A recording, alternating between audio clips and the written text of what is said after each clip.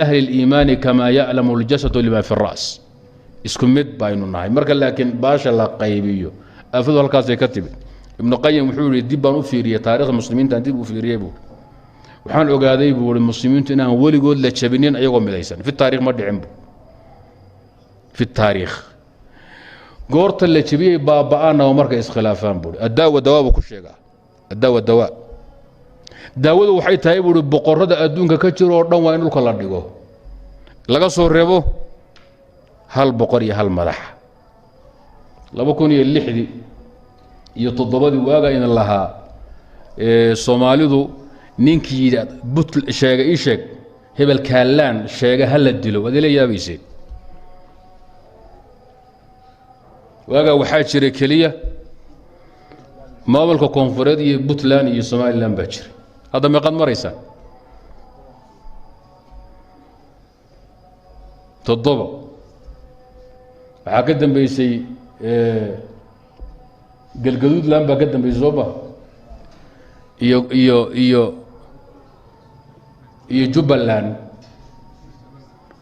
iyo Soqofta iyo Hirshabelle saddex iyo koonfur galbeed afar baa ka dambeysay صدح دور كدر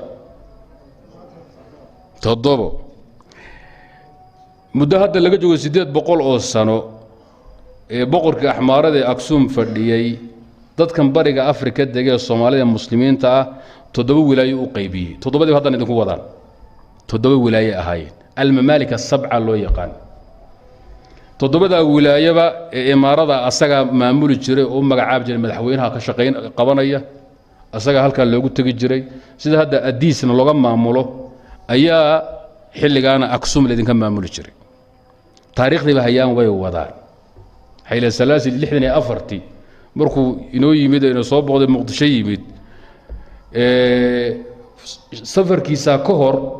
markuu Yurub la kulmo wuxuu yiri dadkan Soomaalidu wuxuu yiri waa muslimiin mayal adag laakiin waa reemiyi aan ismaamuli karin inaan anigu maamulo mooyeen yaan la yeelin ayagoo in isku filaadaan waayahay baa laga yeelay way qorantay taariikh way marka uu reemi iska yaaca oo kulba meeshu roob ka doo iska daga oo hadda sii yaacay ila Central Africa xaga asuusi socdo foofaay weeyaan kuwana ana maamulay ii daayay buu taariikhdii hayaan waa idan qaybanayaan laana hadad midowdaan Afrika lagu dhaqan maayo waa wada qabsanaysa marka muhiimadu waxa way hayno dambayso hebel magaalba muslime Soomaalida ninka qaybinaya in la dilo waajib way ninka dalku qaybiya waa in la dilo waajib kan farmaajo hadda miskiinka ah waa doqon waa horay inuu waxan kala tuuro kulli inuu kala tuuro laano sharciba ma aha dan kuma jirto waxa inooga sii daran hadda qaybinta siyaasiga ee dalad waxa ka daran qaybinta diineed qodobka inaan baroojiwaan rabo waa hilmaamayba qodob khatar ayaa jira in yasiyad baraa oday aqli badan buu ahaay masaa'il kale oo isku haysanahay dambeeyaane xilligi hada guriga baa fadhiya hada waxba ka garan maayaan uma iska iloobay waa yeelay xilli 86 ayd baan u malaynaya 88 wafdi Iiraana inoo yimid Muqdisho yimaadeen waxaan rabnaa inaan Soomaaliya maal gelino safaarada fiican ka furanno aynu wadanka dhaqaalihiisa soo qaadno waxna ogolaataan qoliyay la talin hayaasaga iyo qoliyay golaha sare iyo saraakiisha oo dhanba wax isku waafaqeen wasaaradii in nimankaas dhaqaale fiican laga qaato wadankana safaarad fiican looga furo sida carabta loo soo dhaweeyo ina sabab ruuxu ku yiri gaajaba ayna haysay yeeli mayno Iiraan bas bay naga tahay maxaa jira Soomaali qabiil iyo xogo goof iyo beer iyo bay isku ku dagaalantaay maalinkay Iiraan inoo timaado madhab shiica bilaaban Soomaali waxay u dagaalamaysaa buu sida carabta oo kale barka wuxuu yiri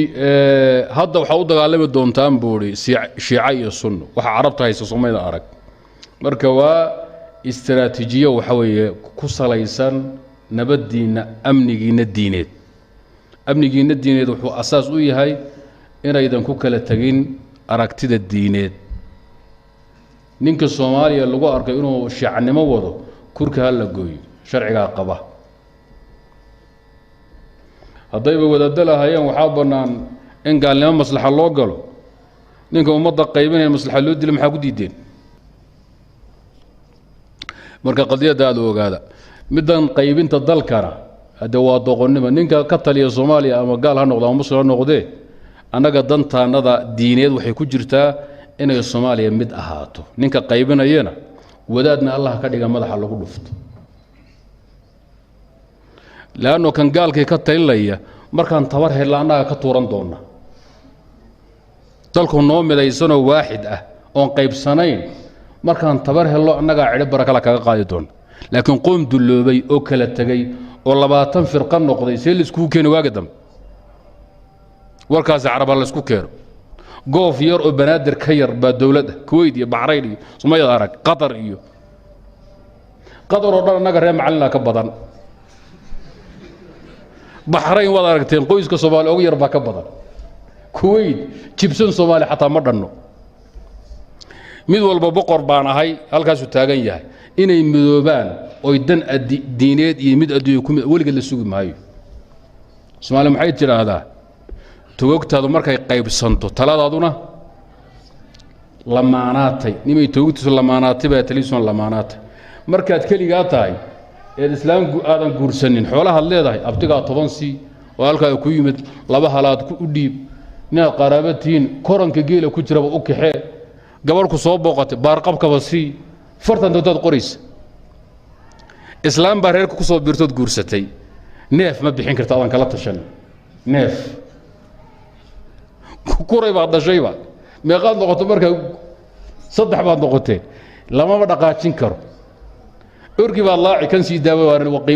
wuxuu kuu soo dhiibayaa wan urdufo kuu soo dhiibaya ama uuba diidiba ummadda mar hadday qaybsanto raja ma laha nin tukanayo salaad ku jiro sujuudsan yuu nabigu yidhi abubakar oo soo dil Soomaaliland ma garanaysaa waa nin sujuudsan hadda nabiguna waxaa layla soo diray buu dadka tukan inaan ka leexdo abubakar wuxuu nabi Allah sayfta buu qaatay waladul istaagay wuxuu yidhi ma nin tukan haya nabiga amarkiisi uu ku dhici waa nabi Allah haduu tukan seen yaalaa buu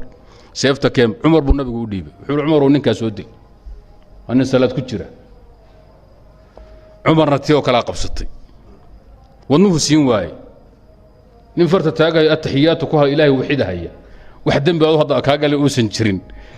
ما بيقولوا الدل كويري وحول أمر نبي سيفع فهم ويدي بقى أمر كنبي وكسي بالكون نقو نبي الله محاطري سيفت إسك كم بالله علي بن النبي يقول علي ونك سود هذا الدل الدون بهذا بتكون قاعدوي نينك انت لو تشانه و عرر خدي ابو بكر الله كابد بادي عمر قال انتو زعالك سو غار ميلو كبخ الله واي نبي وحوري والذي نفس محمد بيده لو قتلتموه ما اختلف اثنان من امتي الله نفتيدا غعنتيسو اي كجرتان ku dhaartay hadaa dili lahaydeen laba axad oo muslimiinta kamida isma khilaafeen dhiiga muslimiinta maxaa loo daadin inaad midowdaan mararka qaarkood يا أمر هيا رسولك إلهي إن بريد يقولوا حرايا من نمدو وخطروي هدات كلا تكتان وحيدين صعد متشرو صولا وحيد ترى مريم معلق وعيد هذان ولا لمحوها إسخلافي وين حولي وين حبال بضيان سو سلام ما هي ويوجيهم من نمدو وحيتان واعتصموا بحبل الله جميعا ولا تفرقوا تفرارق عذر كبدان إنه هيستمجر عامل سياسي وقومي هالنقضه أو مد هالنقضه مركز ديني هالنقضه استراتيجي دينه وإن الدين اللي سكوا خلافين ضل عن لقيبين لبدا كشقين السنة وإن لو جهاد أنت وافرين تيدا إن بدنا ومسوي وذيبا هذا المركز علمانيين تي وقوميين تي ديمقراطيين تي وذات حميه صوماليات هذا وحيليه إنه هوشي مد هلا مدوي طبعا سنة كسر دواقي إلى يوم الوالنته كل إلا دم واجب 10 سنة صولها هذا يقول لي وانا لقيبي وطنك والله شقيستا كان وسمي كان سمي ولو كلا تجي أو شيء يضع شيخ وحده ولو أثروا هذا قفاشا مسلم بيقالوا وقعنت كل جين فالأصح وحوي وجوب النهوض إن له هنجده إن واجب تاي إليه من الكفار لخلاص مسلم كسودين تيزا إن توقعناه هذين وشن سنة إنه سودين تيزا قال با مسلم قفاش مسلما فالأصح وامح وجوب النهوض إن لوهن كذو لا برمدا لو جدا برمد بواجبة إليهم إلى الكفار محن برمنا لخلاصه بدبادين تروح مسلم كلا قفاشي وقرمك واجب تيران ورقادن قرمنو إن توقعناه ودينو شنسينون لنا هاي قرمت كنينك واد قصو بدبادين كرتان وما لكم لا تقاتلون في سبيل الله والمستضعفين إلهي بايدي وما لكم لا تقاتلون في سبيل الله محا إذن كل عايو جدك إلهي إذن قد لمينين والمستضعفين وفي سبيل المستضعفين كوا اللي قميستو وضدنا ما تكون جهادان يعني بدبادين تودا إيو geeri iyo gumaysi keebaa daran xagee qur-aanku ku sheegay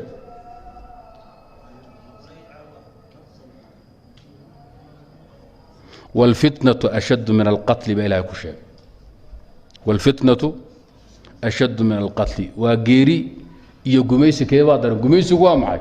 إن ربطان كذا الدين اللي ديدو وذن حره وجميس صما والفتنة توي أشد من القتل جيري يجميس إلى يحلو حاضرا جميسك حاضرا وإن لدنته شرعه وحي سنكها للمجر لكن نجا سأوري سريد طيب